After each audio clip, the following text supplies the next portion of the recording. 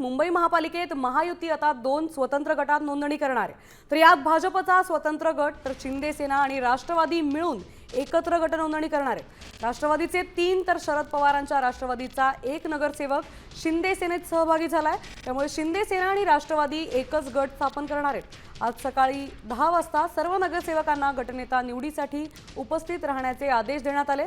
तर निवडीनंतर दोन्ही गट आता बेलापूरच्या कोकण भवनात हजेरी लावणार आहेत। या संदर्भात अधिक माहिती देत आहेत आमचे प्रतिनिधी गिरीश कांबळे।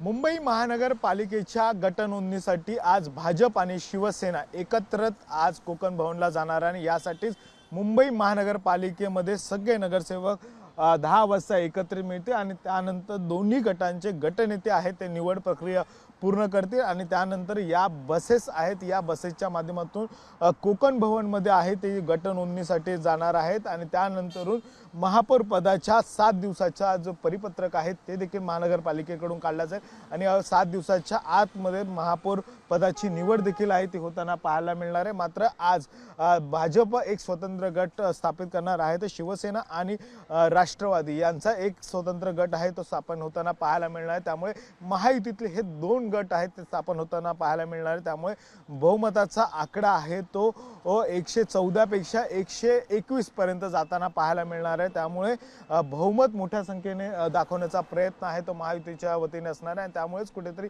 ही जय्यत तयारी देखील आहे ती केलेली पाहायला मिळते। व्हिडिओ राकेश गणेश कवडे, साम टीव्ही मराठी, मुंबई।